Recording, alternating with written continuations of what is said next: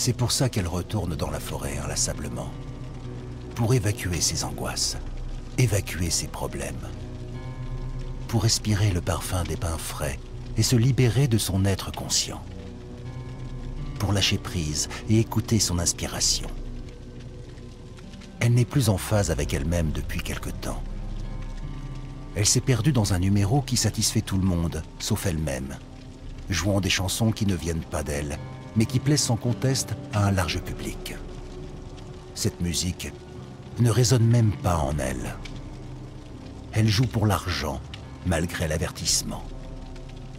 Une seule chanson pour l'argent, et tu assassines ta muse. Elle avait ri quand sa mère lui avait dit ça.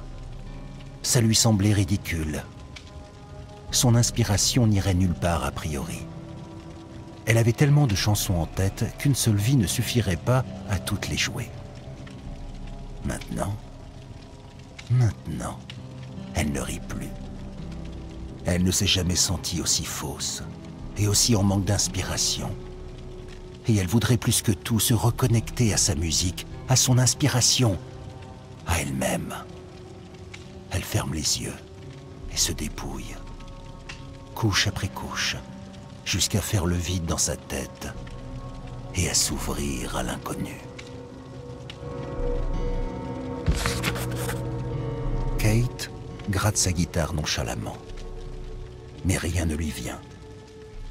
Une seule mélodie, sombre et dérangeante, revient chaque fois qu'elle est au plus bas. Une mélodie tellement différente de ce qu'elle joue d'habitude qu'elle ignore d'où lui vient cette inspiration. Elle n'a jamais joué une mélodie aussi sombre et pourtant aussi entraînante. Plus elle essaie de se défaire de cette sinistre mélodie, plus elle l'assaille. Plus elle exige d'être mise sur papier. Kate veut que la mélodie s'arrête et pourtant, elle n'entend rien d'autre. Au-dessus d'elle, en dessous d'elle, à côté d'elle, en elle. Cette unique mélodie inquiétante et sans fin. Une mélodie qui n'est pas elle, ou peut-être que si. Peut-être que tout ce cirque l'a changé, corrompu, voire brisé. Sinon elle, le meilleur d'elle-même, son inspiration. Elle suspend ses gestes, ferme les yeux, ne pense plus à rien et commence à compter à rebours, lentement, patiemment. Elle attend l'inspiration, mais rien. Rien que cette mélodie sinistre et désolée. Plus elle essaie de jouer autre chose, plus la mélodie résonne dans sa tête. Elle s'arrête un long moment. Mais pas cet air. Elle ferme les yeux, essaie de le chasser de son esprit. Mais il n'est pas dans son esprit. Il vient de la grotte. Non, c'est impossible. Elle secoue la tête. L'air s'évanouit. Quand elle arrive à zéro et essaie une dernière fois de se reconnecter à son inspiration. Sa véritable inspiration, regrettant tous les concerts rémunérés qui l'ont tant éloignée d'elle-même, de qui elle était vraiment. Elle ferme les yeux et compte à rebours. 5. Elle détend ses orteils. 4. Elle détend ses jambes. 3. Elle détend son buste. 2. Ses mains. 1. Ses lèvres, son nez, son visage. 0. Elle met ses pensées en veilleuse.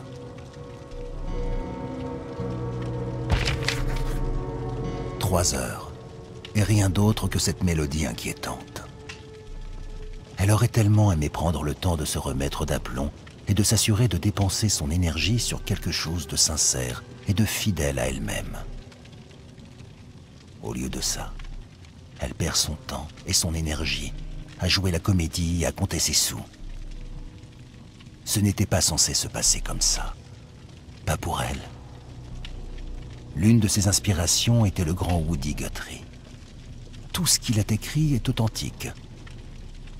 Tout ce qu'il a fait vient de lui, d'un endroit réel et pur. C'était comme ça pour elle aussi, avant. Mais maintenant, tout ce qu'elle fait est davantage superficiel que profond. Et la culpabilité a probablement brisé son inspiration, sa véritable inspiration. Pas la version dénaturée d'une chose qui lui fait jouer l'air le plus sombre et le plus désolé qu'elle ait jamais composé. Elle s'apprête à compter à rebours, mais elle voit un symbole par terre, devant elle. Il scintille et bat au rythme de cet air. Il bat tel le cœur de quelque chose de primaire, d'ancien. Elle ferme les yeux, et lorsqu'elle les rouvre, le symbole a disparu.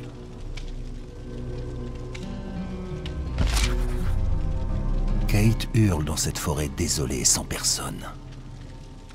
Elle veut que cet air sorte de sa tête.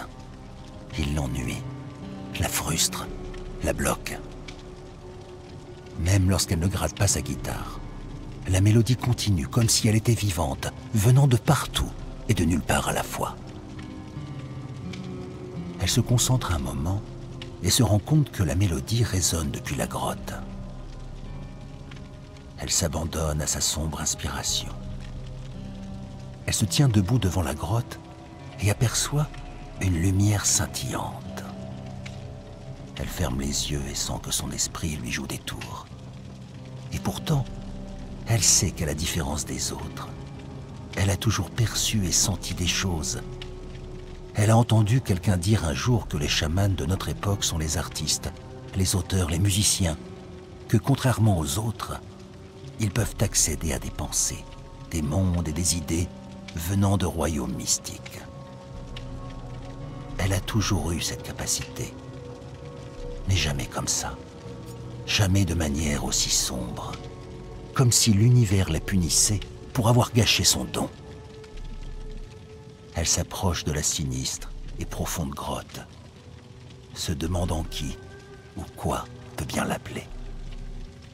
Un vague souvenir lui revient, lui affirme qu'elle a déjà fait ça. Elle a l'impression qu'elle sait ce qu'elle va découvrir, mais curieusement, elle l'a oublié.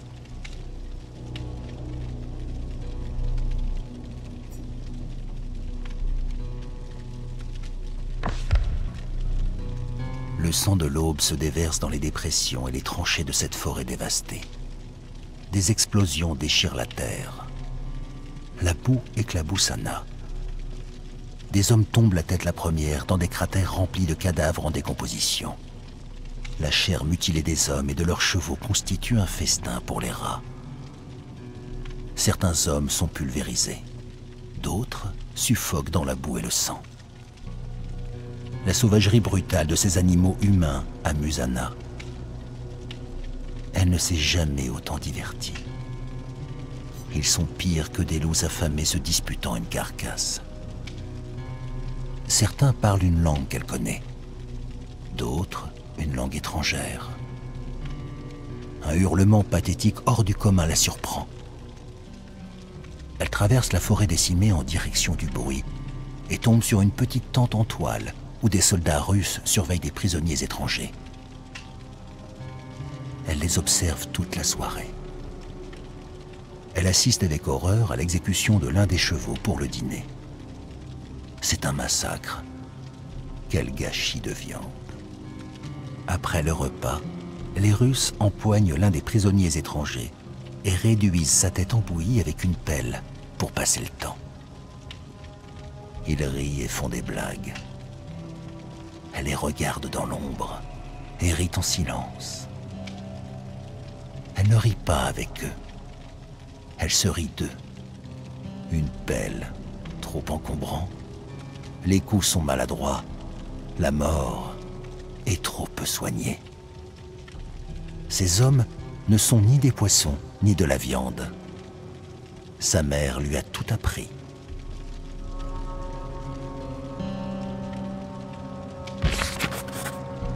Elle s'apprête à chercher un autre groupe d'animaux humains lorsque quelque chose attire son attention. Quelque chose qui lui rappelle son père. Quelque chose de parfait pour sa petite Bouchka. Un cadeau. Anna se cache dans l'ombre, les yeux braqués sur le cadeau. Le soldat russe le sculpte tout en surveillant et en insultant les prisonniers étrangers dans la tente en toile déchirée. Ils s'entretuent et se torturent parce qu'ils ne savent pas communiquer. Elle se remémore un livre que sa mère possédait. Elle lui montrait les images et lui disait qu'il s'agissait de soldats. Ce sont eux qui ont massacré son père. Les soldats se déchirent pour des raisons que sa mère n'a jamais su expliquer. Elle les observe et ne comprend pas. Elle n'est pas sûre qu'eux non plus comprennent. Ils aiment peut-être la traque, l'odeur de la peur, la soif de sang. Elle fixe ce cadeau parfait et veut abattre sur eux une petite guerre dont ils se souviendront longtemps. Mais ils sont trop nombreux et sa mère apparaît soudain devant elle, souriante, et dit à sa petite Anna qu'elle doit éclaircir leur rang. « Je peux le faire. Je vais te montrer. Je vais te montrer. Et je vais leur montrer, là où veillent les écrevisses. » Le soldat russe fait quelque chose d'étrange à son prisonnier. Il l'attache par la cheville à une branche tordue et allume un feu à quelques centimètres sous lui. Elle plisse le front, troublée. Il faut tuer le gibier avant de le rôtir. Mais ses soldats aiment le voir agoniser. Elle reconnaît cet étranger qui pousse des cris perçants. Il n'y a encore pas si longtemps, c'est lui qui torturait des prisonniers russes dans une autre tente. Et il n'y a encore pas si longtemps, c'était lui le bourreau. Le Russe tient le cadeau parfait entre ses mains, tandis que le prisonnier couine comme un cochon.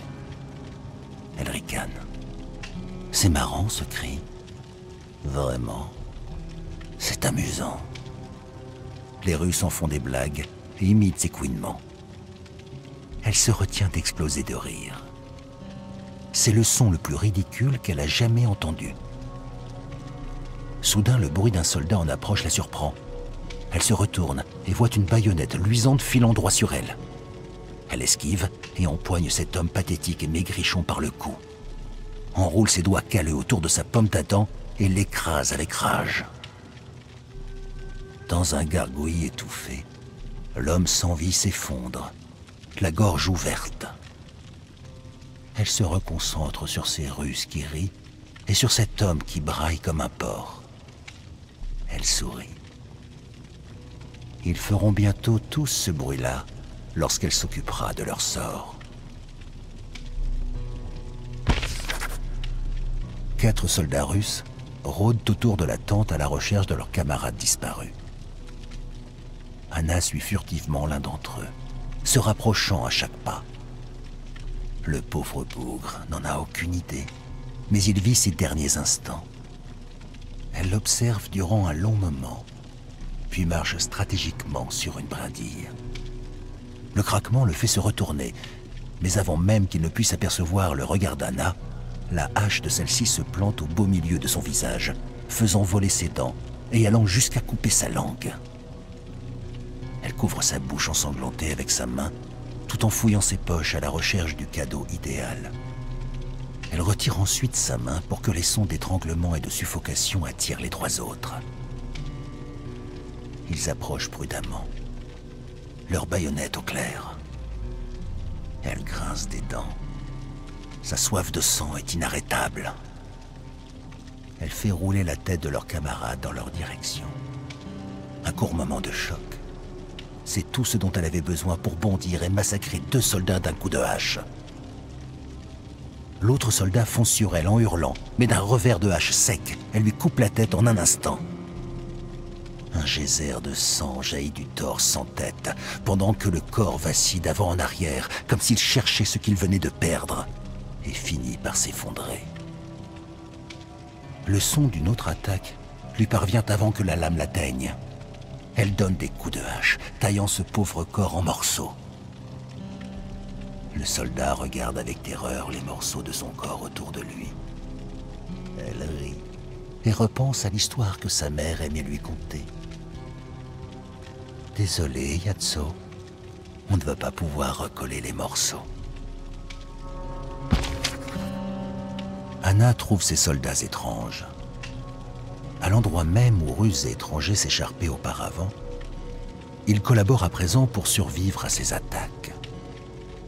Ils l'appellent Ghoul, monstre de la forêt, ou encore Bodark. Les soldats creusent des fosses et sabotent leur propre camp. Anna s'amuse avec eux. Ils sont plus nombreux et elle le sait. Elle affaiblit leurs sens en les privant de sommeil. Elle s'approche chaque nuit de leur camp, chante une berceuse, avant de hurler comme une Bodark. Les soldats se réveillent en sursaut et se regroupent, terrorisés. Puis elle retourne tranquillement dans sa cabane pour dormir avec sa petite. Elle se repose durant quelques heures, puis retourne à sa petite guerre afin de rallumer un cycle de terreur. Encore 1 ou 2 nuits sans sommeil, et ils finiront par s'entretuer. Il ne restera plus qu'à entrer pour reprendre ce qui appartient à sa petite Bouchka.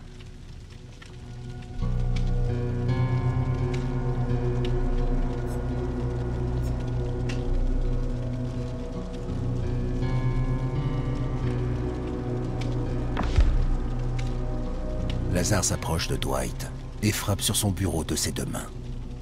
Max a été renvoyé. C'était un faible qui me donnait envie de l'écraser. La peur, l'anxiété, la confusion. De nombreuses émotions emplissent Dwight. Comment ce gars peut-il être le patron?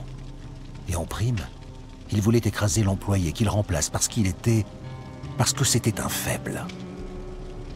Dwight ne sait même pas ce que ça veut dire. Un faible?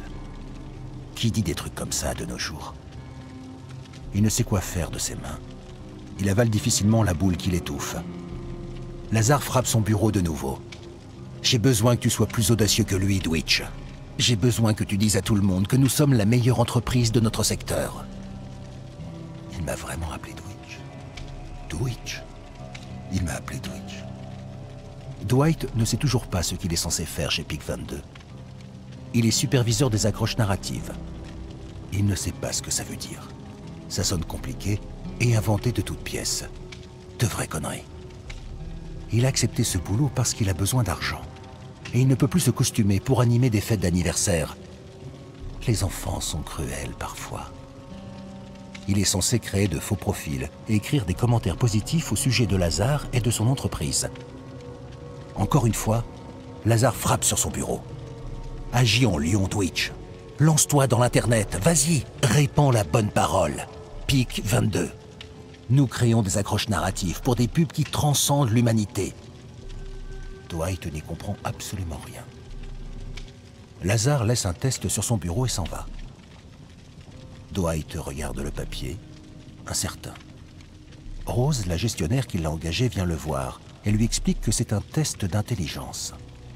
Lazare veut s'assurer d'être l'homme le plus brillant de toute l'entreprise.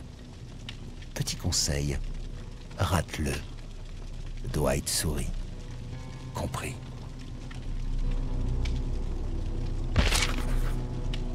Notre truc, c'est l'accroche narrative en publicité.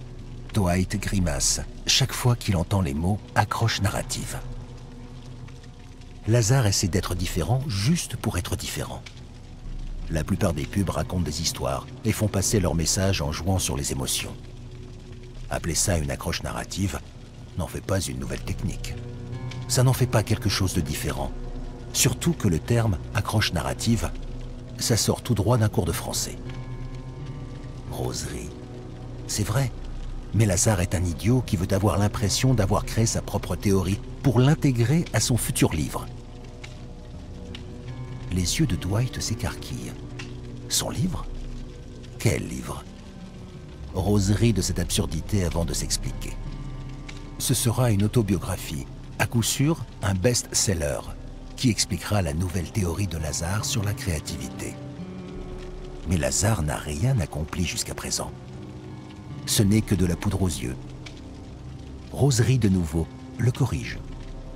il a accompli une chose, et avec succès, gaspiller des millions. Rose change de sujet et indique à Dwight qu'il se fera bientôt interviewer par le prête-plume de Lazare. Assure-toi de couvrir de fleurs notre empereur nu pour son autobiographie.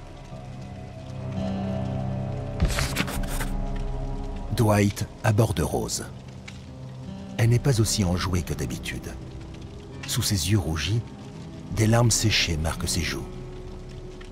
Elle lui raconte que Lazare s'est moqué d'elle pendant une réunion, car elle a refusé de rire de ses blagues visant un concepteur sonore avec un défaut d'élocution. Il l'a humiliée pour ne pas avoir applaudi son imitation d'un bégaiement. Rose soupire et conseille à Dwight d'enregistrer toutes ses réunions avec l'empereur nu, non seulement en cas de différend légal, mais aussi pour la mise en boîte annuelle. Curieux, Dwight lève les sourcils. La mise en boîte annuelle? Quelle mise en boîte? Elle lui explique que chaque année, d'anciens employés se rencontrent pour se moquer de la stupidité de Lazare. Dwight penche la tête. Il n'y comprend rien. Il croyait que Pic 22 venait tout juste d'ouvrir ses portes. Depuis combien de temps l'entreprise existe-t-elle? Rose se serre de ses doigts pour compter. 5 ans. Dwight a du mal à le croire. 5 ans et Pic 22 n'a rien produit. Rose lui lance un sourire narquois. Faux. Après 5 ans, elle a presque produit la biographie de Lazare et sa théorie sur la créativité. À l'aide de faux profils, Dwight couvre Lazare d'éloges sur Internet. C'est le boulot le plus facile qu'il ait jamais eu. Alors qu'il s'apprête à créer un autre compte, il entend soudain des hurlements s'échapper du bureau de Lazare. Il se fige en entendant son patron insulter l'avocat de Pic 22. L'homme lui explique qu'il ne peut déposer le terme accroche narrative. C'est un concept connu et présent dans de nombreux ouvrages scolaires. Lazare vire l'avocat sur le champ. Celui-ci lui promet des poursuites légales. Lazare s'en fout. Il le paiera. Il paie toujours. Après tout, ce n'est pas son argent. Et Dwight a entendu dire que ses investisseurs lui mangent dans la main. Ça fait des dizaines de fois qu'il paie pour des licenciements injustifiés. Rose tente de calmer Lazare, mais il lui hurle de s'occuper de ses oignons. Dwight veut l'aider, mais c'est la première fois qu'il gagne autant d'argent en travaillant si peu. Gagner de l'argent à ne rien faire lui plaît. Pourtant, ses mains tremblent, ses paumes deviennent moites et froides. Ça lui fait mal d'entendre Lazare engueuler Rose ainsi. Il s'imagine toutes sortes de scénarios héroïques où il court à sa rescousse.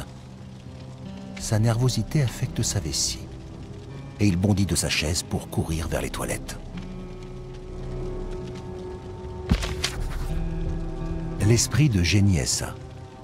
C'est ainsi que Lazare annonce le titre de son autobiographie à tout le personnel. On dirait une blague. Une très mauvaise blague. Mais ce n'en est pas une. Le studio entier fait de son mieux pour ne pas se moquer de son empereur nu. Lazare n'a rien accompli au cours des 5 dernières années, depuis qu'il a convaincu un groupe de millionnaires que son accroche narrative était révolutionnaire. Il n'a même pas terminé une seule campagne de publicité avec succès. Ils avaient bien quelques clients au début, mais Lazare voulait scénariser et réaliser lui-même les publicités, alors il a tout fait capoter. Dwight réprime un rire. Dès que Lazare termine sa présentation, Rose applaudit.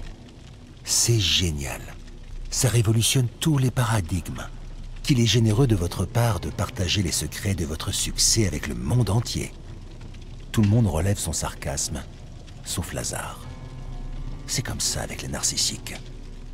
Il croit tout ce qu'il met en valeur. Lazare se tourne vers Dwight. Dwight, qu'est-ce que tu en penses? Dwight se sent pâlir à vue d'œil. Il répète les paroles de Rose. C'est génial. Ça révolutionne tous les paradigmes. Qu'il est généreux de votre part de partager les secrets de votre succès avec le monde entier. Lazare sourit. L'important, ce n'est pas le succès personnel, Dwight. c'est l'esprit de communauté et l'altruisme. Lazare s'en prend à Rose car elle n'arrive pas à trouver un éditeur prêt à accepter l'esprit de Génie SA. Pic 22 n'a rien accompli. Et créer des campagnes publicitaires à accroche narrative ne révolutionne pas réellement les paradigmes. Les éditeurs le considèrent comme un idiot. Pourquoi parle-t-il d'accroche narrative plutôt que d'histoire? Des pubs avec une histoire avec une accroche narrative. Rose réussit à calmer Lazare. Elle lui suggère de s'auto-publier. L'idée réduit Lazare au silence. Tu as raison. Tu as absolument raison. Le monde de l'édition n'est pas prêt à accueillir mes idées visionnaires. Dwight soupire, car il a de plus en plus de difficultés à écouter toutes ces conneries. Pic 22 s'enlise à toute vitesse. L'entreprise a du mal à dénicher des clients et à recruter des employés avec toutes ces rumeurs à propos de comportements abusifs. Lazare annonce qu'il a trouvé la solution. Il préparera une campagne de recrutement à accroche narrative afin d'attirer les meilleurs employés. Des centaines de personnes postuleront, des milliers. Dwight ne comprend pas. Postuler pourquoi? Dwight ne sait toujours pas si Pic 22 a un objectif, à part permettre à un narcissique de faire ce qu'il veut et de s'en prendre à qui il veut. Lazare répand des rumeurs au sujet de Rose. Dwight tente de lui remonter le moral, mais elle est inconsolable. Elle dit qu'il fait toujours ça, toujours. Il discrédite, détruit et démolit ses employés avant de s'en débarrasser. Il répand les rumeurs sur lesquelles il se base pour les virer. Dwight dit qu'elle exagère. Rose lui fait signe que non. Lazare a des ennuis. Sa dernière publicité pour Pic 22, longue d'1 minute à peine, a coûté plus cher qu'une super production hollywoodienne, et ses actionnaires exigent des réponses. Il a besoin d'un bouc émissaire. Quelqu'un qu'il pourra blâmer pour la mauvaise gestion de l'entreprise. Dwight ne comprend pas. Elle lui explique qu'elle est loin d'être la première victime de Lazare. Les 3 femmes qui l'ont précédée à ce poste ont été promues puis virées en raison des excès et de la stupidité de celui-ci. Il rencontrera bientôt ses actionnaires. Ce sera elle qui passera la guillotine cette année. Dwight lui jette un regard sceptique. Elle hoche la tête. Tu verras, il dépense l'argent. Une femme en subit les conséquences. D'après Lazare, c'est ça, l'égalité.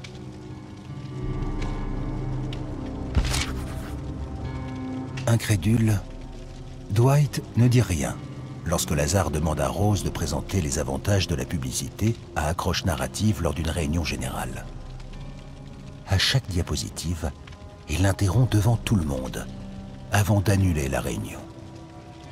Il agit comme si c'était la première fois qu'il voyait la présentation de Rose. Il déclare qu'elle ne comprend pas ce qu'est une accroche narrative. Tout le monde est navré pour elle en quittant la cafétéria. Plusieurs murmurent que personne ne comprend son principe d'accroche narrative, qu'il est stupide d'utiliser un terme aussi compliqué pour parler d'une histoire. Dwight ne comprend pas, car elle s'est assurée de faire valider chacune de ses diapositives par Lazare. Il les a entendus se mettre d'accord. Avant que Dwight puisse lui parler, elle est virée et escortée hors des bureaux de Pic 22.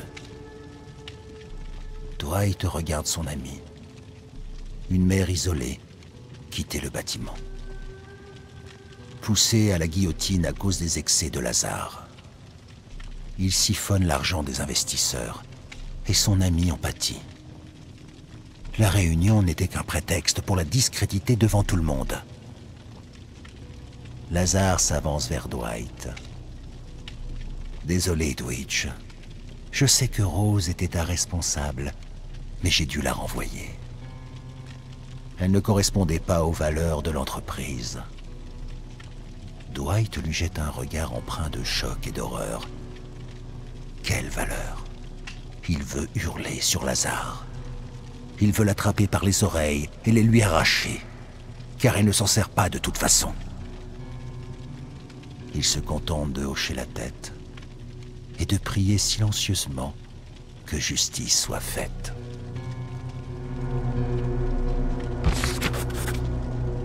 Dwight écoute avec incrédulité les histoires concernant Lazare. Des histoires d'horreur bien réelles qui défient toute logique à notre époque.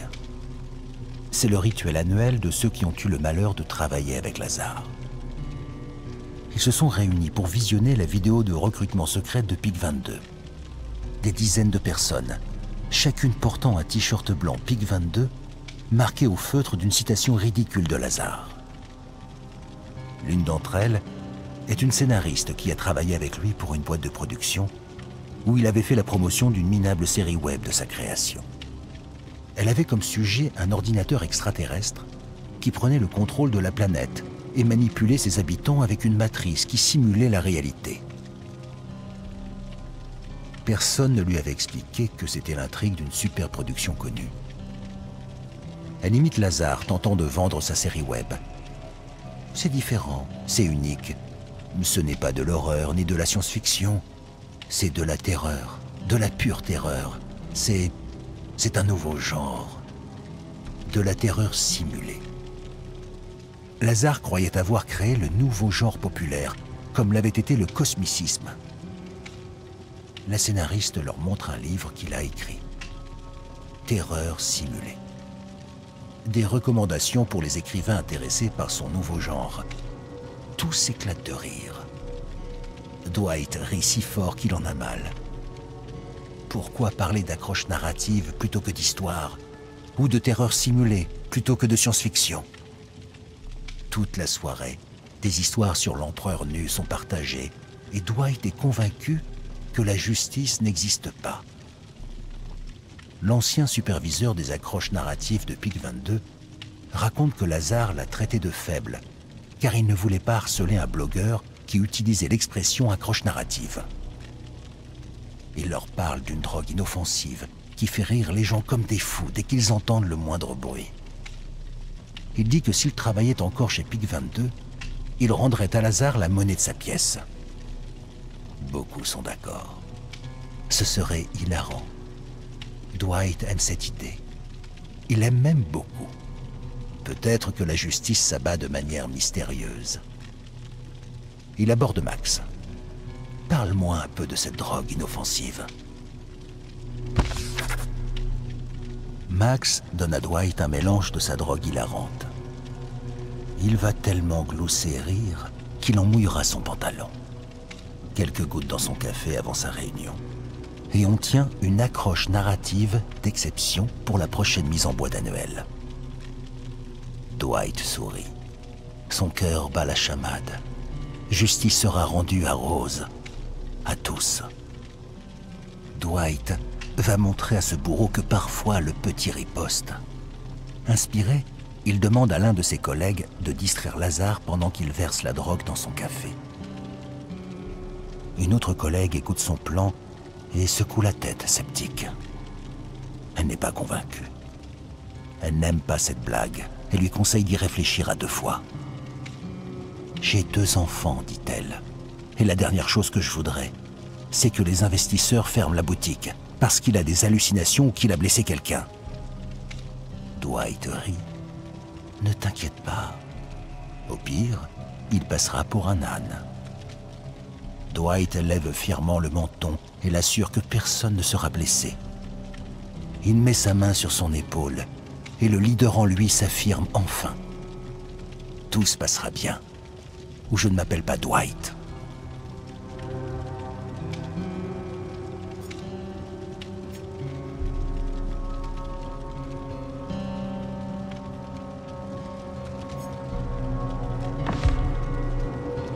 Julie entend une voix qui domine le brouhaha.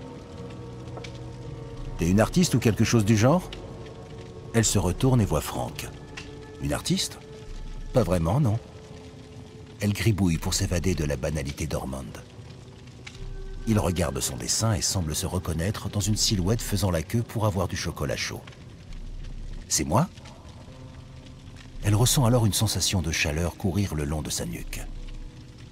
Elle sait déjà avant même qu'il ne le lui dise qu'il n'est pas d'Ormond. Il semble différent, amusant, libre, rebelle. Il s'assied à côté d'elle et propose dans un grand rire de lui servir de modèle. Ils se regardent pendant un long moment. Elle décide d'inviter ce charmant étranger à une fête qu'elle organise chez elle pour un ami qui vient de se faire virer. Joey ne semble pas capable de garder un job bien longtemps. Il déclare en riant que Joey semble normal. Tu réalises combien de temps est nécessaire pour qu'un être humain accepte la routine d'une journée de travail de 8 heures? Il poursuit en affirmant que l'école tient plus du lavage de cerveau que de l'éducation, car si c'était le cas, la philosophie et l'esprit critique y tiendraient une bien plus grande place. Julie rit et sait que ses amis vont adorer cet iconoclaste. Elle, en tout cas, l'aime beaucoup.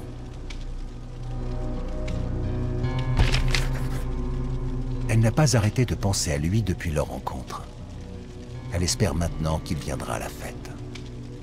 Sa diatribe est restée dans un coin de sa tête et elle a passé quelques heures à chercher comment l'éducation avait été corrompue pour répondre aux exigences de la révolution industrielle et avait conduit à une formation à la baguette pour alimenter la main-d'œuvre des chaînes de production. Rien n'a changé, mis à part les produits durant le dernier siècle. Frank arrive avec de la drogue et des boissons. Julie le présente à ses amis Joey et Susie. Ils parlent de leur nourriture, de leurs films d'horreur et de leurs tueurs préférés toute la nuit. Julie impressionne Frank avec ses connaissances approfondies sur les tueurs en série et l'emmène dans sa chambre pour lui montrer ses albums remplis de photos et de coupures de presse de meurtriers célèbres. Les autres partent ou s'endorment, pendant que Julie et Frank parlent de meurtre et de chaos, essayant de s'impressionner l'un l'autre avec divers détails sordides. C'est Julie qui finit par gagner, avec une histoire sur un chalet abandonné où des soldats du chaos se retrouvent pour causer des ravages sur les moutons d'Ormond, qui ne se doutent de rien. Frank éclate de rire, en disant que ce ne sont que des conneries, que les soldats du chaos n'existent pas. Il a lu assez de choses sur Ormond pour savoir que rien de la sorte ne s'est jamais produit ici. Juste des commerces déliquescents et des banqueroutes. Julie se gausse. Frankie, cette histoire se déroule dans le futur. Elle attrape son marqueur noir et écrit « Soldat du chaos » sur son t-shirt blanc. Il sourit, confessant qu'il aime l'idée mais déteste le nom. Julie hausse les épaules. Elle y travaille encore. Julie se sent vivante avec Frank. Plus que vivante même. Complète. Au début, elle pensait que ce n'était qu'un rebelle iconoclaste. Mais elle a bien vite réalisé qu'il aime simplement débattre et déclencher des réactions. Il aime autant qu'elle faire voler des croyances en éclats et voir le vrai visage des gens laids, comme il les appelle. C'est le nom qu'il a donné à ceux qui ont toujours besoin d'avoir raison. Ce sont ceux qui dégoupillent le plus facilement. Et Ormond en était rempli. Des étudiants et des politiciens sûrs de leur bon droit qui frisent l'apoplexie si vous remettez en question leurs croyances. Julie tend un masque de ski à Frank qui la regarde avec une expression de surprise. Ce soir, tout le monde va jouer un jeu. Celui qui vole le plus d'emblèmes de voiture gagne. Frank sourit. On gagne quoi au juste? Elle s'approche de lui et murmure. Tout ce que désire le gagnant. Frank enfile rapidement son masque de ski et se précipite dans les rues d'Ormond recouvertes de neige à la recherche de voitures. Plus que de l'amour, plus que de la passion, Julie considère Frank comme son jumeau spirituel. Elle a passé la nuit entière à lui confier ses désirs les plus sombres, comme le nombre de fois où elle s'est demandé ce que ça ferait de brûler la ville tout entière. Frank se penche et lui dit qu'elle peut faire ce qui lui chante. Elle doit simplement savoir ce qu'elle veut et avoir une image mentale d'elle-même en train de le faire. Avec l'aide de beaucoup d'herbes, il continue de sortir des théories sur la manipulation du monde par la pensée et les émotions. Plus on sait ce que l'on veut, plus il est facile de s'imaginer le faire, et plus il est rapide de remodeler le monde suivant ses désirs. Tout le monde regarde Frank pendant un long moment avant d'éclater de rire à l'unisson. Imaginez des seaux d'argent. Non. Frank secoue la tête. L'argent seul ne sert à rien. Cela n'inspire pas le monde. Ce sont la passion et l'émotion qui le font. Imaginez-vous donc en train de faire ce qui vous passionne pour le reste de votre vie. Soyez clair et précis, n'hésitez pas et regardez le monde pencher en votre faveur. Encore un silence.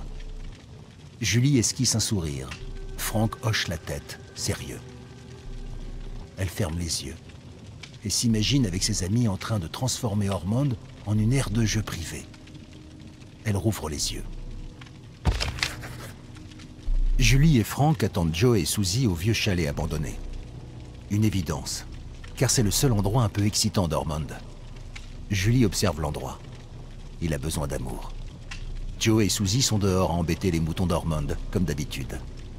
Ils arrivent avec quelques panneaux de stop et rient en raison des accidents qu'ils ont causés. Personne n'est mort, mais il y a eu des blessés graves. 6 pour être précis. Ils ont pris quelques photos. Joey leur dit ensuite qu'il a décroché un nouveau job à la quincaillerie du coin. Ils font tous des paris pour savoir combien de temps il va tenir.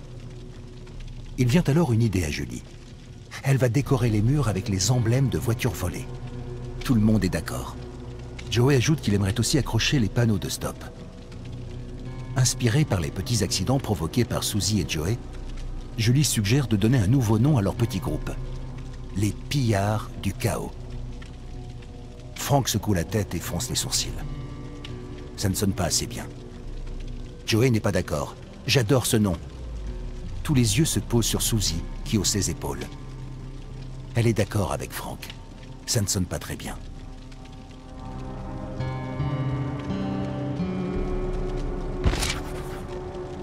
Julie et Susie entrent dans la quincaillerie. Joey veut qu'elle fasse vite. Le propriétaire sera de retour dans 10 minutes. Frank lui dit de ne pas paniquer. Ils prennent les fournitures pour le chalet. Pinceau, brosse, masque. Une boule à neige attire l'attention de Frank. Joey lui dit de ne pas y toucher, que c'est un objet de collection du patron. La première boule à neige pour touristes, quand Ormond est devenu une destination populaire pour les snowboarders et les skieurs. Frank se moque bien et prend tout de même la boule à neige. Julie regarde Joey et hausse les épaules. Peu importe. La boule lui donne une idée. Elle en attrape une série ordinaire pour un projet personnel. Le chalet est presque prêt. Plus que quelques touches finales ici ou là. Frank et Julie dévalisent quelques maisons pour s'approvisionner. Des grille-pains, des casseroles, des couverts, une télévision, un ordinateur, des draps. Tout le nécessaire pour rendre l'endroit plus confortable. Julie recrée des scènes chaotiques dans les boules à neige traditionnelles d'Ormond. Frank s'approche d'elle et lui demande s'il peut en avoir une. Elle lui tend une boule avec 4 figurines mettant le feu à un bonhomme de neige. Il dit que ce serait mieux que ce soit une vraie personne. Julie est vexée. Il n'a pas regardé les détails. C'est une vraie personne. Frank scrute la boule et l'aperçoit recouverte de fausse neige. Cool. Julie pense à quelque chose de fou. Dans son esprit, elle s'imagine en train de tuer quelqu'un avec ses amis. Elle ne voit rien d'autre, elle ne doute pas. Bien plus que l'image d'un premier meurtre, c'est une image d'elle dans une coupure de presse. Par une série de meurtres, elle redonne un peu d'intérêt à Ormond. La sonnerie de son téléphone la fait sursauter. Elle répond. Elle entend la voix de Frank qui lui dit de le retrouver à l'Ormond Majestic Theatre. Pourquoi? Qu'est-ce qu'il y a au programme? Il ne répond pas. Elle monte dans sa berline d'occasion et conduit jusqu'au théâtre, au travers de la tempête de neige aveuglante. Il lui ouvre la porte poliment et l'aide à descendre. Joe et Susie se tiennent près du théâtre, des bidons d'essence vides en main. Frank lui donne une allumette. « Allez, à toi de jouer !» Elle gratte l'allumette et l'observe s'enflammer avec force avant de vaciller dans le vent gelé. Avant qu'elle ne s'éteigne, elle lance l'allumette enflammée contre le théâtre. Peu après, un énorme incendie se déclenche au cœur de la neige aveuglante. Elle regarde Frank, l'incendie, Joey et Susie. Et elle a alors la soudaine idée folle que Frank a raison. Le monde complote en sa faveur. Joey arpente la cabane, proposant des noms pour le groupe. Suzy pense qu'il leur faut une sorte de costume, comme les super-héros. Julie rigole. On cherche la célébrité? Franck hausse les épaules. Pourquoi pas? Julie hausse les épaules à son tour. Personne n'a connu la gloire pour de simples larcins ou en provoquant des incendies. On devrait faire quelque chose de sérieux. Franck se penche en avant. Qu'est-ce que tu veux dire? Julie observe un court silence. Elle ne sait pas trop à quoi elle pense ou si elle pense à quoi que ce soit, mais elle veut sentir l'excitation sur laquelle elle a tant lu dans ses livres. Elle veut être plus qu'ordinaire, en mettre plein la vue. Franck lui sourit et lui demande si elle pense qu'elle pourrait tuer quelqu'un. Elle réfléchit un instant. Bien sûr. Sceptique, Franck lève un sourcil. Après un court instant, il dit qu'ils se sont incapables de pouvoir tuer quelqu'un. Julie le taquine. Pas même pour moi. Il secoue la tête. Pas même pour toi. Et toi? Tu serais prête à tuer pour moi? Elle lui répète sa réponse stupide. Jamais. Il rigole et lui retourne sa question. Pas même pour moi? Pas même pour toi.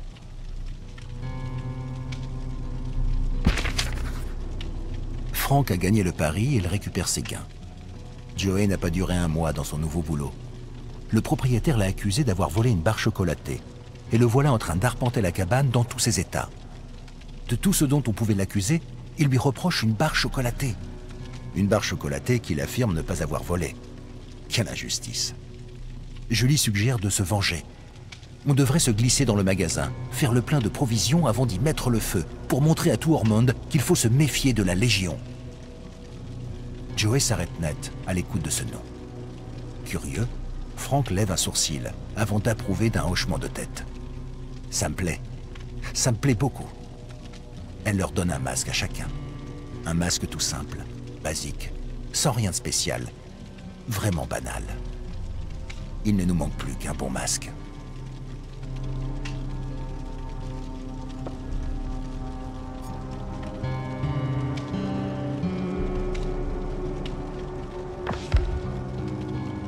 Arcus, 2903. Je me suis levé tôt pour expérimenter quelques morts des archives récemment prises de la faille. J'ai eu du lait de Terra 728. J'ai écouté une émission de radio de Terra 232. Des histoires d'horreur et des contes terrifiants. J'ai lu une nouvelle version de l'enfer de Dante de... C'est pas trop doux. J'ai songé à chez moi. J'ai bu un peu de whisky et j'ai dormi pendant ce qui m'a paru être une éternité.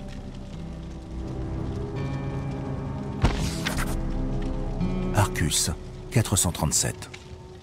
Je vais prendre quelques verres de whisky de Terra 917, expérimenter quelques souvenirs, puis j'irai me coucher. La chaleur des spiritueux de 917 a toujours eu tendance à me bercer. Bien que ce soit réellement un destin cruel, un destin encore plus cruel aurait été de finir emprisonné ici, sans Loris, sans la capacité de manifester, de créer, de savourer. C'est une sensation étrange, car cela semble être le centre de la création. Pouvoir explorer ses souvenirs et y faire ma sélection, sans aucune contrainte. Ça aide à faire passer le temps. Ça aide réellement à faire passer le temps. Arcus, 8875. C'est toujours intéressant de voir un survivant tenter de s'échapper avec une artère fémorale sectionnée. Certaines victimes arrivent même assez loin avant de succomber à la douleur et un arrêt cardiaque. Elles luttent pour leur vie, comme si la mort était la fin. C'est peut-être pour cela que l'entité remet les compteurs à zéro à chaque résurrection. La conviction que la mort est réelle donne plus de poids et de gravité à l'épreuve, à l'expérience. Dans le cas contraire, les survivants n'en auraient que faire. Ils ne se mettraient pas à courir. Ils ne ressentiraient rien. La peur de la mort et le pouls de la vie. Et croire que la mort est réelle ajoute de l'émotion à l'expérience. En d'autres termes, c'est ce qui nourrit l'entité. Arcus, 1118. Il n'y a rien de mieux que le silence pour rendre fou. j'ai observé le fond de l'océan infini de brouillard noir qui m'entoure. Et j'ai vite compris que nous étions incroyablement minuscules et insignifiants. La crainte et le désespoir se sont vite emparés de moi. Et j'ai commencé à réaliser notre arrogance lorsque nous tentions de définir et de décrire ces entités cosmiques. Nous pensions avoir presque tout saisi, mais nous avions à peine effleuré le sujet.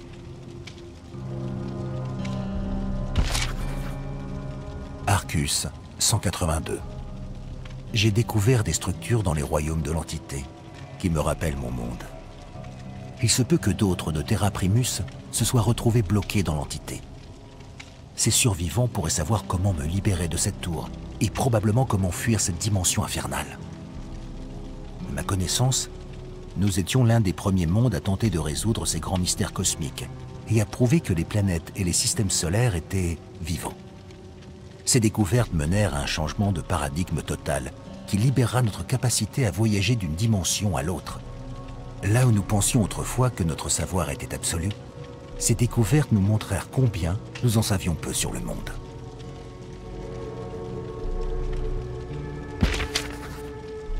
Arcus 789. Émotion, passion, intérêt. Ils sont l'étincelle, la force indéfinissable qui permet la création. On ne peut rien manifester sans émotion. Loris fut tourné en ridicule car le conseil n'avait pas compris. C'est peut-être le whisky qui parle. Mais l'art n'est pas créé par la seule pensée, sinon par la parfaite harmonie entre la pensée et les sentiments. Les sentiments sont essentiels. Les sentiments sont l'aspect le plus important pour donner vie à quoi que ce soit. C'est l'essence qui permet de rendre la pensée et l'intention réelles.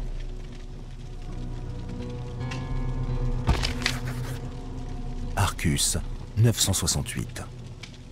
D'étranges marques lumineuses laissées dans les épreuves pour les survivants et les tueurs m'aident à me déplacer et à étudier les failles plus facilement. Quelqu'un cherche à me contacter, jouant avec l'entité, usant de tours pour attirer mon attention et me faire savoir que je ne suis pas seul. Pour me faire savoir que je ne suis pas le seul capable de se manifester au sein de l'entité. Pourtant, la connaissance des dimensions vivantes et des anciens est un savoir que très peu ont réussi à développer parmi les mondes infinis des galaxies connues.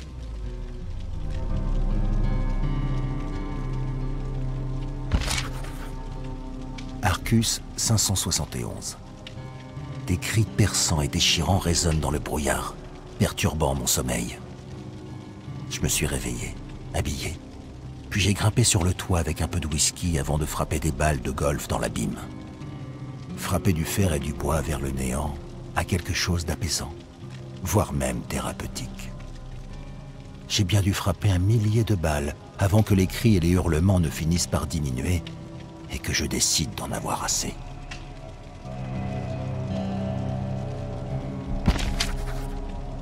Arcus 572. Quelqu'un a laissé un seau de balles de golf à ma porte avec un message. Les meilleures balles. Après un examen attentif, j'ai vite compris que c'étaient des globes oculaires endurcis.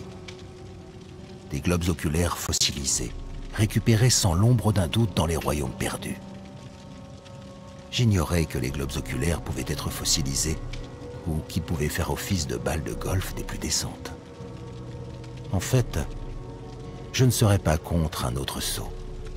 C'est probablement un cadeau de mon mystérieux ami. Arcus 7294. Je me suis réveillé couvert de sang, sans le moindre souvenir de ce qu'il s'était passé la veille. Le sang dégoulinait de mon nez et de mon menton. Je me suis tâté le front et le crâne, et j'y ai détecté une blessure profonde et douloureuse. Un accident. Une blessure volontaire, des cauchemars du brouillard. Les créatures de l'abîme. Je n'en savais rien. Plus tard, j'ai découvert près du lit un tas pourpre de chair et de viscères. J'ai nettoyé la mixture et l'ai jetée dans l'abîme d'où elle provenait.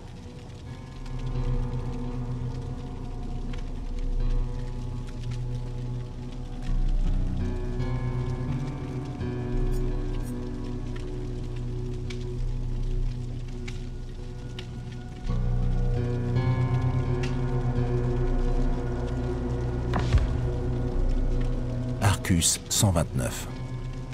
Un coup à la porte, et une invitation fixée à une bouteille de whisky m'attendait au pied de la porte. Je me suis agenouillé pour examiner l'invitation. Vous êtes cordialement invité à l'anniversaire de l'entité. L'entité a un anniversaire? Je suis en train de perdre la tête. Tout contact avec la réalité. Qu'est-ce que ça veut dire? Est-ce une sorte de blague d'une des âmes abandonnées?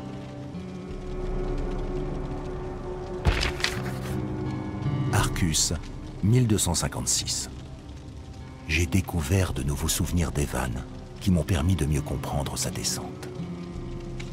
La question que je me pose est de savoir si l'entité avait commencé à le corrompre avant qu'il ne soit emporté pour les épreuves, ou si toute cette colère et cette soif de sang étaient le résultat de son éducation sévère. Quoi qu'il en soit, je ne m'attends pas à ce qu'il obéisse à une autre figure autoritaire, même si cette figure est un ancien.